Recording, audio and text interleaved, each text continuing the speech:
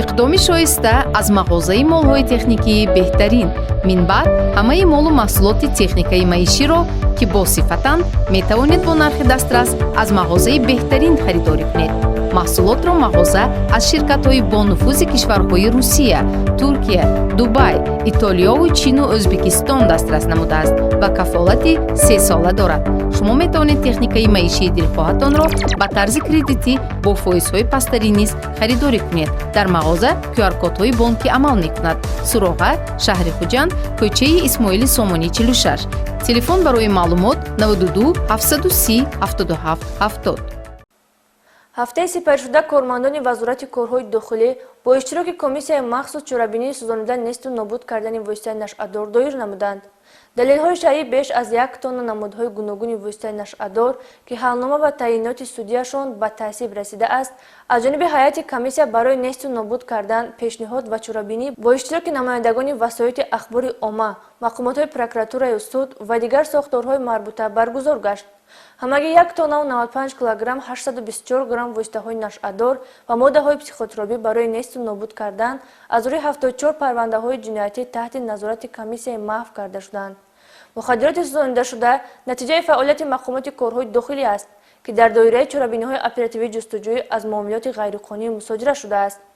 мусодираи маводи мухаддир дар мақомоти корҳои дохилӣ яке аз самтҳои афзалиятнок маҳсуб меёбад ки барои ҳифзи саломатии аҳолӣ нигаронида шуда ҳангоми натиҷагирӣ ва баҳодиҳии фаъолияти шуъбаву хадамоти мақомот таваҷҷӯҳи махсус дода мешавад. чорабинии сӯзонида несту нобуд кардани воситаи нашъадор идомаи мантиқии мубориза бо гардиши маводи мухаддир буда барои ба пуррагӣ аз муомилот мондани воситаи нашъадор мусоидат менамояд.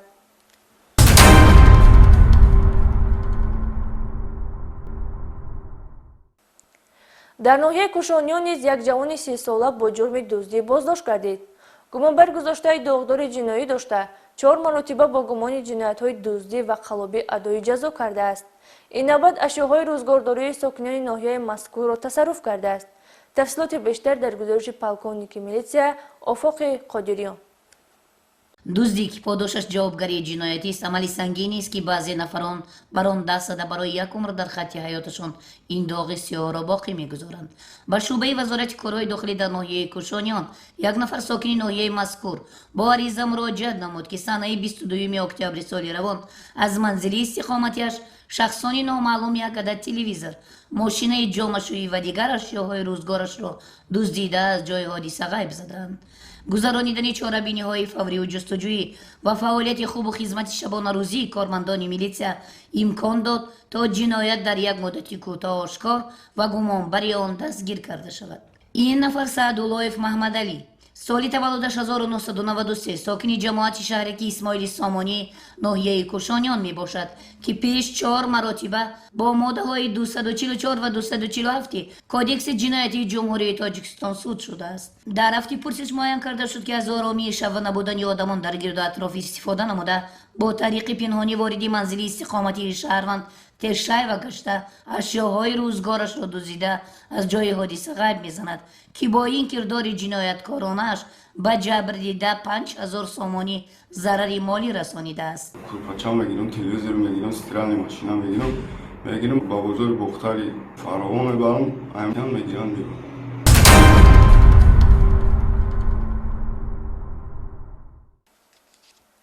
мавзӯи дигар хизмат дар сафҳои қувваҳои мусаллаҳи кишвар беҳтарин нишони садоқат ба давлату миллат ва эҳтиром ба ин сарзамини кӯҳанбунёд ба ҳисоб рафта.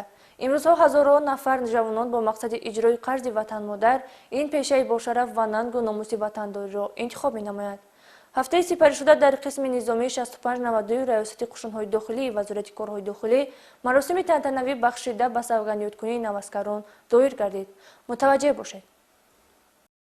дар қисми низомии 6592 раёсати қушунҳои дохилӣ бо иштироки роҳбарияти раёсати мазкур афсарону сарбозони қушунҳои дохилӣ падару модар ва наздикони аскарон маросими савгандёткунии навдаватшудагон доир гардид. пас аз садо додани суруди миллӣ аскарон савганди садоқат ба ватан ёд намуданд. ман сарбози қаддори Маҳмадалӣ Абдурозиқ ба сафи қувваҳои мусаллаҳаи ҷумҳурии Тоҷикистон дохил шуда барои садоқат ба халқи худ сарвари ҷумҳурӣ савганд ёд мекунам. дар рафти чорабинӣ фармондаи қушунҳои дохилӣ генерал майёри хизмати дохилӣ Суҳроб Раӯфзода назди ҳозирин ба сухани табрикӣ баромад намуд. иброз гардид ки ҳайати шахсии қушунҳои дохилӣ дар тамоми амалиётҳои муштараки сохторҳои қудратии кишвар оид ба безараргардонии гурӯҳҳои ҷиноятпеша дар минтақаҳои гуногуни мамлакат фаъолона иштирок намуда аз худ намунаи баланди мардонагӣ, матонат ва чолокии касбӣ нишон доданд.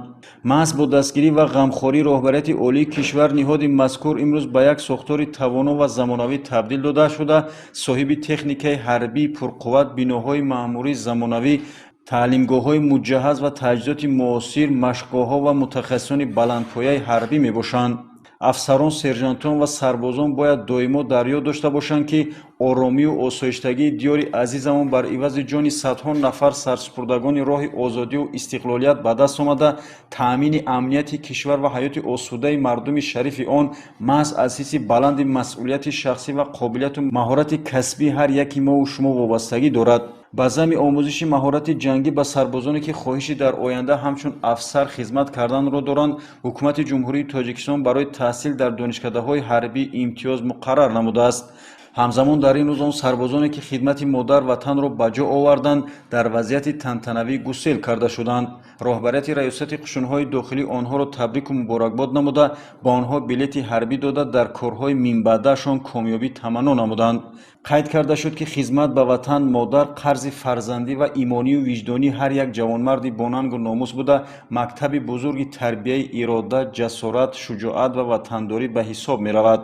сарбозони ба эҳтиёт рухсатшуда ваъда доданд ки дар ҳолати зарурӣ омодаанд барои давлату миллат содиқонаву софдилона хидмат намоянд. ман сарбоз Назаров Али Акбар тирамоҳи соли 2022 ба сафи қувваҳои мусаллаҳи Ҷумҳурistон даъвот шудам. айни ҳол бошад хушбахтона хизмати ҳарбиро адо намудам. дар тӯли хизмати хеш аз сарбози қаторӣ то сержанти калон омода расидаам. дар ин муддат дар чандин озмунҳо иштирок намуда сазовурҳои ҷои намоён гаштам.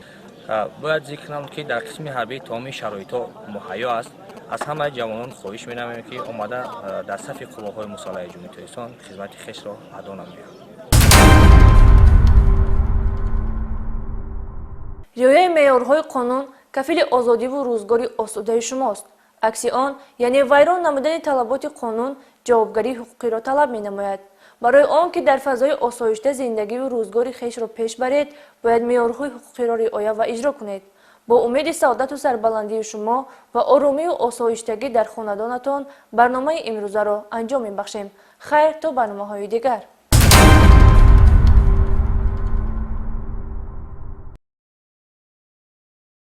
иқдоми шоиста аз мағозаи молҳои техникии беҳтарин.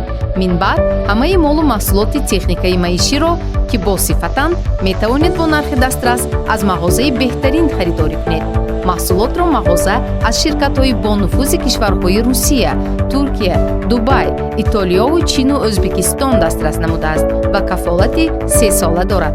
шумо метавонед техникаи маишии дилхоҳатонро ба тарзи кредитӣ бо фоизҳои пасттарин низ харидорӣ кунед. дар мағоза QR-кодҳои бонкӣ амал мекунад. суроға, шаҳри Хуҷанд, кӯчаи Исмоили Сомонӣ 46. телефон барои маълумот 92 730 77 70.